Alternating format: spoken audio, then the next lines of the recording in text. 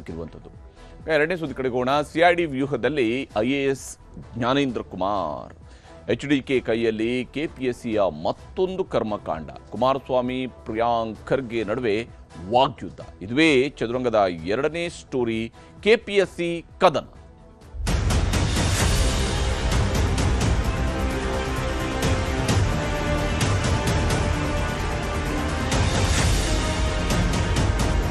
ಜ್ಞಾನೇಂದ್ರ ಕುಮಾರ್ ನಾಪತ್ತೆ ಆಗಿಲ್ಲ, ನನಗೆ ಅವರು ದೂರವಾಣಿ ಕರೆ ಮಾಡಿದ್ದರು ಅಂತೇಳಿ ಹೇಳಿಕೆ ಕೊಟ್ಟವ್ರೆ ನಮ್ಮ ಗೃಹ ಸಚಿವರು ಪ್ರಿಯಾಂಕಾ ಖರ್ಗೆ. IAS ಆಫೀಸರ್ ಓಡೋಗಿದಾನ, ನಮ್ ವರ್ಷದಲ್ಲಿ ಇದನ್ನ ಇವ್ರಿಗೆ ಗೊತ್ತಾ?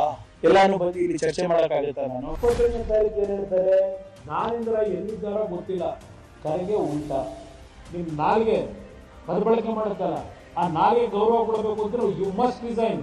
ನನ್ನ ನಾಲ್ಗೆ ಬಗ್ಗೆ ಮಾತಾಡೋರು JDS ಅವ್ರೆ. ನೀವು ಪಾಪ ನಿಮ್ ಪಕ್ಷ ಅಸ್ತಿತ್ವ ಉಳಿಸ್ಕೊಳ್ಳಿಕ್ಕೆ ಇವಾಗ ಪ್ರಿಯಾಂಕ್ ಖರ್ಗೆ ಬೇಕಾಗಿದೆ ನಿಮ್ಗೆ.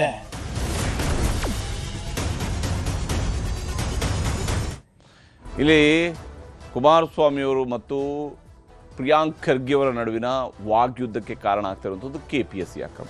ಹೆಸರಿಗೆ ಜ್ಞಾನೇಂದ್ರ ಕುಮಾರ್. ಕೆಲಸ ಕೊಟ್ಟಿರುವಂಥದ್ದು ಸರ್ಕಾರ, IAS ಅಧಿಕಾರಿಯಾಗಿ ಕೆಲಸ ಕೊಟ್ಟಿರುವಂಥದ್ದು ಆಡಳಿತವನ್ನು ಸಮರ್ಪಕವಾಗಿ ಮಾಡ್ಕೊಂಡು ಹೋಗೋದಕ್ಕೆ. ಆದರೆ ಈ ಜ್ಞಾನೇಂದ್ರ ಕುಮಾರ್ ಇಲ್ಲಿ ಅಕ್ರಮದಲ್ಲಿ ಭಾಗಿಯಾಗಿರುವಂತಹ ಆರೋಪವನ್ನು ಎದುರಿಸ್ತಾ ಇದ್ದಾರೆ. KPSC ಅಕ್ರಮದ ಬಗ್ಗೆ CID ತನಿಖೆ ನಡೀತಾ ಇದೆ. ಒಂದು ಕಡೆ ವಿಚಾರಣೆ, ಇನ್ನೊಂದು ಕಡೆ ರಾಜಕೀಯ. ಇವೆರಡೂ ಕೂಡ ಜೊತೆಯಲ್ಲಿನೇ ಸಾಗ್ತಾ ಇರುವಂಥದ್ದು. ಒಂದು ಕಡೆ ವಿಚಾರಣೆ ನಡೀತಿದೆ, ಮತ್ತೊಂದು ಕಡೆ ರಾಜಕೀಯ ನಡೀತಿದೆ. ಕುಮಾರಸ್ವಾಮಿ ಮತ್ತು ಪ್ರಿಯಾಂಕ್ ಖರ್ಗೆ ಅವರ ನಡುವೆ ವಾಗ್ಯುದ್ಧ ನಡೀತಾ ಇದೆ. ಪ್ರಿಯಾಂಕ್ ಖರ್ಗೆ ಅವರ ವಿರುದ್ಧ ಗಂಭೀರವಾದಂಥ ಆರೋಪಗಳನ್ನು ಕುಮಾರಸ್ವಾಮಿಯವರು ಮಾಡಿದ್ದಾರೆ. ಕುಮಾರಸ್ವಾಮಿಯವರ ಮಾತುಗಳಿಗೆ ತಿರುಗೇಟು ಕೊಡುವಂತಹ ಕೆಲಸವನ್ನು ಪ್ರಿಯಾಂಕ್ ಕೂಡ ಮಾಡಿದ್ದಾರೆ. ಜ್ಞಾನೇಂದ್ರ ಕುಮಾರ್ ವಿಚಾರಣೆಯೂ ಕೂಡ ಮತ್ತೊಂದು ಕಡೆಯಲ್ಲಿ ಸಾಗ್ತಾ ಇದೆ. ಒಂದು ಕಡೆಯಲ್ಲಿ ವಿಚಾರಣೆಯೂ ಕೂಡ ಸಾಗ್ತಾ ಇದೆ. ಜ್ಞಾನೇಂದ್ರ ಕುಮಾರ್ ಅವರ ವಿಚಾರಣೆ ನಡೆದಿದೆ. CID ಕಚೇರಿಯಲ್ಲಿ KPSC ಅಕ್ರಮ ನೇಮಕದ ಮಹತ್ವದ ತನಿಖೆ ಈಗ ನಡೀತಾ ಇರುವಂಥದ್ದು. ನಾಪತ್ತೆಯಾಗಿದ್ದಂತಹ ಜ್ಞಾನೇಂದ್ರ ಕುಮಾರ್ ಕಡೆಗೂ ಕೂಡ ಹಾಜರಾಗಿರುವಂಥದ್ದು. ನಾಪತ್ತೆಯಾಗಿದ್ದಾರೆ ಎಂದು ಸುದ್ದಿಯಾಗಿದ್ದಂಥ IAS ಅಧಿಕಾರಿ ಈಗ ಹಾಜರಾಗಿದ್ದಾರೆ, ತನಿಖೆಗೆ ಸಹಕರಿಸಿದ್ದಾರೆ, ತನಿಖೆಯಲ್ಲಿ ಭಾಗಿಯಾಗಿದ್ದಾರೆ.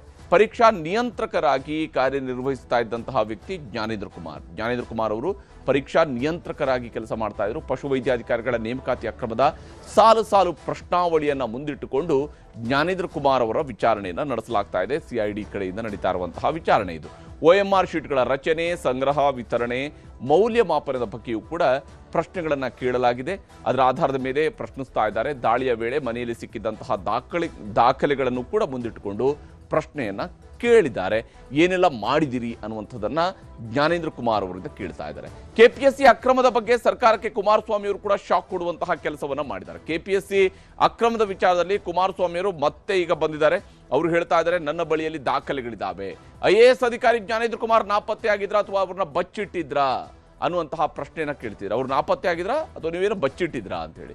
KPSCಯಲ್ಲಿ ಒಂದೊಂದು ಪೋಸ್ಟ್ಗೂ ಕೂಡ ಒಂದೊಂದು ರೇಟನ್ನು ಫಿಕ್ಸ್ ಮಾಡುವಂತಹ ಕೆಲಸವನ್ನು ಸರ್ಕಾರ ಮಾಡಿದೆ. ಮತ್ತು 2014ರಲ್ಲಿ AEE ನೇಮಕದಲ್ಲೂ ಕೂಡ ಅಕ್ರಮ ಆಗಿದೆ ಅನ್ನುವಂತಹ ಆರೋಪವನ್ನು ಕುಮಾರಸ್ವಾಮಿ ಅವರು ಮಾಡ್ತಾ ಇದ್ದಾರೆ. ಅಷ್ಟೇ ಅಲ್ಲದೆ OMR ಶೀಟ್, ಪ್ರಶ್ನೆ ಪತ್ರಿಕೆಯಂತಹ ದಾಖಲೆಗಳನ್ನು ಇಟ್ಟುಕೊಂಡು HDK ಅವರು ಆರೋಪವನ್ನು ಮಾಡ್ತಾ ಇರುವಂಥದ್ದು. ವಿಶೇಷವಾಗಿ ಪಂಚಾಯತ್ ರಾಜ್ ಇಲಾಖೆಯಿಂದ 24 AEEಗಳ ನೇಮಕದಲ್ಲೂ ಕೂಡ ಅಕ್ರಮ ಆಗಿದೆ ಅಂತೇಳಿ ತರಾತುರಿಯಲ್ಲಿ ನೇಮಕ ಮಾಡಿದ್ಯಾಕೆ, ಎಷ್ಟು ರೇಟ್ ಫಿಕ್ಸ್ ಆಗಿತ್ತು ಅನ್ನುವಂತಹ ಪ್ರಶ್ನೆಯನ್ನ ಕುಮಾರಸ್ವಾಮಿ ಅವರು ಕೇಳ್ತಾ ಇದ್ದಾರೆ. ಯಾರಿಗೆ ಕಿಕ್ ಬ್ಯಾಕ್ ಹೋಗಿದೆ ಅನ್ನುವಂಥದ್ದು ಕೂಡ ಕುಮಾರಸ್ವಾಮಿ ಅವರು ಮಾಡ್ತಿರುವಂತಹ ಪ್ರಶ್ನೆ. ಇಲ್ಲಿ ಪರಿಶುದ್ಧ ಪಾರದರ್ಶಕ ವ್ಯಕ್ತಿ ಪ್ರಿಯಾಂಕ್ ಖರ್ಗೆ ಏನು ಉತ್ತರ ಕೊಡ್ತಾರೆ ಅನ್ನುವಂತಹ ವ್ಯಂಗ್ಯಭರಿತವಾದಂತಹ ಚುಚ್ಚಿನ ಮಾತನ್ನ ಪ್ರಯೋಗ ಮಾಡಿದ್ದಾರೆ. ಇಲ್ಲಿ ಇವರಿಬ್ಬರ ನಡುವಿನ ವಾಗ್ಯುದ್ಧ, ಇವರು ಮಾಡ್ತಿರುವಂತಹ ಆರೋಪ, ಪ್ರಿಯಾಂಕ್ ಅವರು ಮಾಡ್ತಿರುವಂತಹ ಪ್ರತ್ಯಾರೋಪಗಳು ಯಾವ ಸ್ವರೂಪದಲ್ಲಿದೆ ಅನ್ನೋದು ನಿಮ್ಗೆ ತೋರಿಸ್ತೀನಿ. ಯಾರೋ ಜ್ಞಾನೇಂದ್ರ ಅವರು ತಂದೆ ಹುಷಾರಿಲ್ಲ, ಅವ್ರ ತಂದೆನ ನೋಡೋದಕ್ಕೆ ಹೋಗಿದ್ದಾರೆ, ಪರ್ಮಿಷನ್ ತಗೊಂಡು ಹೋಗೋರೆ ಅಂತ ಹೇಳ್ತಾರೆ. ತಂದೆ ನೋಡಲು ಹೋಗಿದ್ದಾರೆ. ಜ್ಞಾನೇಂದ್ರ ಕುಮಾರ್ ನಾಪತ್ತೆ ಆಗಿಲ್ಲ, ನನಗೆ ಅವರು ದೂರವಾಣಿ ಕರೆ ಮಾಡಿದ್ದರು. ಈ ಬಗ್ಗೆ ಇಮೇಲ್ ಮುಖಾಂತರ ಮೇಲಿನ ಅಧಿಕಾರಿಗಳಿಗೂ ತಿಳಿಸಿದ್ದಾರೆ ಅಂತೇಳಿ ಹೇಳಿಕೆ ಕೊಟ್ಟವರೇ ನಮ್ಮ ಗೃಹ ಸಚಿವರು ಪ್ರಿಯಾಂಕಾ ಖರ್ಗೆ. 25ನೇ ತಾರೀಕು ಏನು ಹೇಳ್ತಾರೆ, ಜ್ಞಾನೇಂದ್ರ ಎಲ್ಲಿದ್ದಾರೋ ಗೊತ್ತಿಲ್ಲ, ಖರ್ಗೆ ಉಲ್ಟಾ.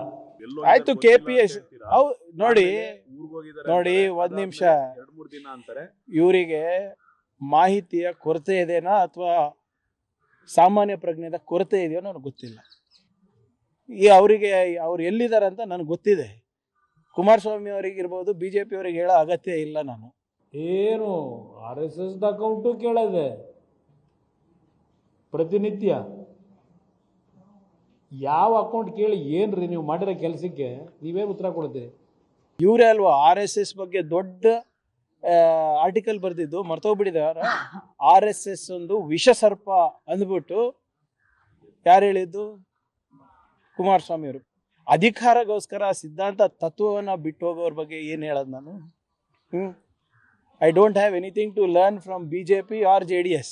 ಏನಾದರೂ ನಿಮಗೆ ಅಲ್ಪ ಸ್ವಲ್ಪ ನಿಮ್ಮ ನಾಲಿಗೆ ಪದಬಳಕೆ ಮಾಡುತ್ತಲ್ಲ, ಆ ನಾಲಿಗೆ ಗೌರವ ಕೊಡಬೇಕು ಅಂತೀರೋ ಯು ಮಸ್ಟ್ ರಿಸೈನ್ ಇಮಿಡಿಯೇಟ್ಲಿ. ಪಾರದರ್ಶಕ ಆಡಳಿತ ತೋರಿಸ್ಬೇಕು ಅಂದರೆ, ಮಾಡಬೇಕು ಅಂದರೆ. ನನ್ನ ನಾಲ್ಗೆ ಬಗ್ಗೆ ಮಾತಾಡೋರು JDS ಅವ್ರು ಯಾರ್ರೀ? ಈಗ ನೀವು ಪಾಪ ನಿಮ್ಮ ಪಕ್ಷ ಅಸ್ತಿತ್ವ ಉಳಿಸ್ಕೊಳ್ಳಿಕ್ಕೆ ಇವಾಗ ಪ್ರಿಯಾಂಕರ್ಗೆ ಬೇಕಾಗಿದೆಯಾ ನಿಮಗೆ? ಇಷ್ಟು ದಿನ BJPಗೆ ಬೇಕಾಗಿತ್ತು, ಈಗ JDSಗೂ ನಾನು ಅನಿವಾರ್ಯ ಆಗಿದ್ದೀನಿ. ಒಳ್ಳೆ ತಗೊಳ್ಳಿ, ಎಲ್ಲ ಅವ್ರದ್ದು ರಾಜಕೀಯ ಅಸ್ತಿತ್ವ, ನನ್ನಿಂದ ಅವ್ರ ರಾಜಕೀಯ ಅಸ್ತಿತ್ವ ಉಳಿತದೆ ಅಂದರೆ ಮಾತಾಡಲಿ. ಹೀಗೆ ಏಟು ಎದಿರೇಟುಗಳು ಭಾಳ ತೀವ್ರಗತಿಯಲ್ಲಿನೇ ಸಾಗ್ತಾ ಇದ್ದಾವೆ. ಬಹುಶಃ ಇದು ಇನ್ನಷ್ಟು ದಿವಸಗಳ ಕಾಲದ ಒಂದು ಏಟು ಎದಿರೇಟಿನ ಲಕ್ಷಣಗಳನ್ನು ತೋರಿಸ್ತಾ ಇರುವಂಥದ್ದು. ಆರೋಪ ಪ್ರತ್ಯಾರೋಪಗಳು ನಮ್ಮ ಹತ್ರ ದಾಖಲೆ ಇದ್ದಾವೆ ಅಂತೇಳಿ, ಆಯಿತು ದಾಖಲೆ ಕೊಡಿ ಅನ್ನೋಂಥದ್ದು ಇವೆಲ್ಲವೂ ಕೂಡ ನಡೀತಾ ಇದೆ. ಮತ್ತು ಯಾವ್ಯಾವ ವಿಚಾರಧಾರೆಗಳೊಂದಿಗೆ ಇದು ಈಗ ಸಂಘರ್ಷ ಶುರುವಾಗಿದೆ ಅನ್ನೋದನ್ನು ನೋಡ್ತಾ ಇದ್ವಿ. ಆದರೆ ಏನೇ ಆಗಲಿ, KPSCಯಲ್ಲಿ ಆಗಿರುವಂಥ ಅಕ್ರಮ ಮತ್ತು ಅಕ್ರಮದಲ್ಲಿ ಭಾಗಿಯಾಗಿರುವ ಪ್ರತಿಯೊಬ್ಬರನ್ನು ಕೂಡ ಶಿಕ್ಷೆಗೆ ಗುರಿಪಡಿಸಬೇಕಾಗಿರುವಂಥದ್ದು ಸರ್ಕಾರದ ಜವಾಬ್ದಾರಿಯೂ ಕೂಡ ಆಗಿರುವಂಥದ್ದು. ಇದಾಗಿತ್ತು ಇವತ್ತಿನ ಚದುರಂಗ. ನಮಸ್ಕಾರ.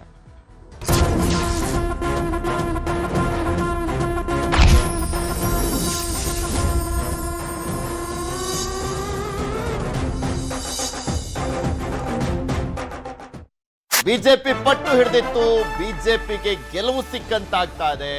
DK ಶಿವಕುಮಾರ್ ಅವರ ಸರ್ಕಾರದ ಮೊದಲ ವಿಕೆಟ್ ಪತನ ಆಗಿದೆ.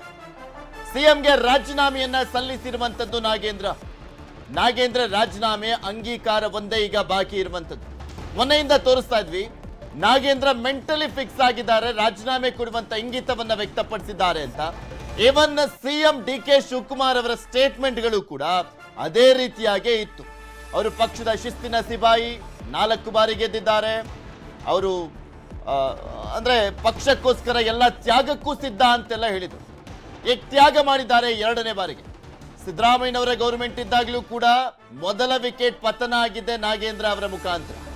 ಈಗ DK ಶಿವಕುಮಾರ್ ಅವರ ಸರ್ಕಾರದಲ್ಲೂ ಮೊದಲ ವಿಕೆಟ್ ಪತನ ಆಗಿರುವಂತದ್ದು ನಾಗೇಂದ್ರ ಅವರ ವಿಚಾರದಲ್ಲಿ. ವಾಲ್ಮೀಕಿ ಅಭಿವೃದ್ಧಿ ನಿಗಮದಲ್ಲಿ ಭ್ರಷ್ಟಾಚಾರ ಆಗಿದೆ ಅನ್ನುವಂತ ಕಾರಣಕ್ಕೆ ಈ ಹಿಂದೆ ಏನೇನೆಲ್ಲ ಆಗಿತ್ತು ನೋಡಿದ್ವಿ. CBI, ED ಇವರನ್ನ ಆರೋಪಿ ಸ್ಥಾನದಲ್ಲಿ ನಿಲ್ಲಿಸಿತ್ತು. SIT ಮಾತ್ರ ಕ್ಲೀನ್ ಚಿಟ್ ಅನ್ನ ಕೊಟ್ಟಿತ್ತು. ಇಡೀ ಅಧಿವೇಶನವನ್ನ ನುಂಗಿ ಹಾಕಿತ್ತು ನಾಗೇಂದ್ರ ಅವರ ವಿಚಾರ. 8 ದಿನ ಅಧಿವೇಶನ ನಡೀತು. 8 ದಿನದಲ್ಲಿ 7 ದಿನ ನಾಗೇಂದ್ರ ಅವರು ರಾಜೀನಾಮೆ ಕೊಡಲೇಬೇಕು ಅನ್ನುವಂಥ ನಿಟ್ಟಿನಲ್ಲಿ ಅಧಿವೇಶನವನ್ನೇ ಅಪೋಷಣಕ್ಕೆ ತೆಗೆದುಕೊಂಡಿದ್ದಂಥದ್ದು ನಾಗೇಂದ್ರ ಅವರ ವಿಚಾರ. ಸೊ ಈಗ ನಾಗೇಂದ್ರ ರಾಜೀನಾಮೆಯನ್ನ ಸಲ್ಲಿಸಿದ್ದಾರೆ ಸಿಎಂಗೆ.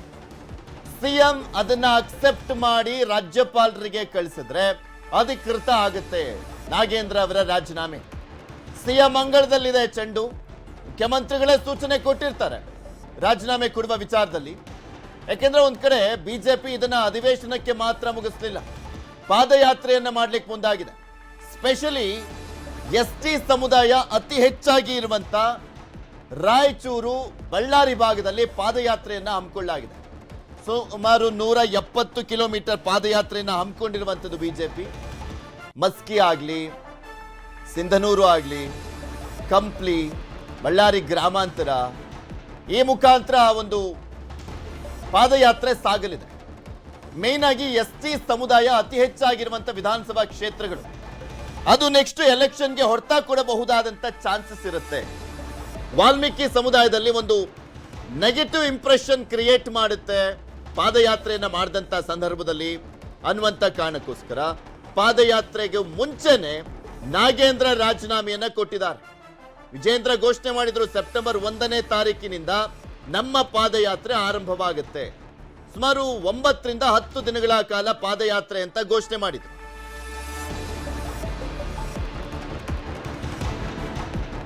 ಸಚಿವ ಸ್ಥಾನಕ್ಕೆ ನಾಗೇಂದ್ರ ರಾಜೀನಾಮೆ ಸಲ್ಲಿಕೆ ನಿನ್ನೆ ತಡರಾತ್ರಿ ಸಿಎಂಗೆ ರಾಜೀನಾಮೆ ಪತ್ರವನ್ನ ರವಾನೆ ಮಾಡಿದ್ದಾರೆ. ಅಂಗೀಕಾರಕ್ಕೆ ಕಳಿಸಿಕೊಡುವ ಮುನ್ನ ಚರ್ಚೆ ಮಾಡಲಾಗಿದೆ.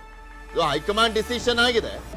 ಈಗ ನಾಗೇಂದ್ರ ರಾಜೀನಾಮೆ ಕೊಟ್ಟಂತ ಹಿನ್ನೆಲೆಯಲ್ಲಿ ಅವರ ಸ್ಥಾನಕ್ಕೆ ವಾಲ್ಮೀಕಿ ಸಮುದಾಯದವರೇ ಬರಲಿದ್ದಾರೆ ಅಂತ ಹೇಳಲಾಗ್ತದೆ. ಸ್ಪೆಷಲಿ ಒಂದು ಬಳ್ಳಾರಿ ಕೋಟ, ವಾಲ್ಮೀಕಿ ಕೋಟ, ಮಹಿಳಾ ಕೋಟ, ಈ 3 ಕೋಟ ಒಬ್ಬರೇ ಫಿಲ್ ಮಾಡಲಿರುವಂಥದ್ದು. ಅದು ಅನ್ನಪೂರ್ಣ ತುಕಾರಾಮ್ ಅಂತ. ನಿನ್ನೆ ತಡರಾತ್ರಿ ಸಿಎಂಗೆ ರಾಜೀನಾಮೆ ಪತ್ರವನ್ನ ರವಾನೆ ಮಾಡಿದ್ದಾರೆ ನಾಗೇಂದ್ರ ಅವರು. ಅಂಗೀಕಾರಕ್ಕೆ ಕಳಿಸಿಕೊಡುವ ಮುನ್ನ ಚರ್ಚೆಯನ್ನ ಮಾಡಲಾಗಿದೆ.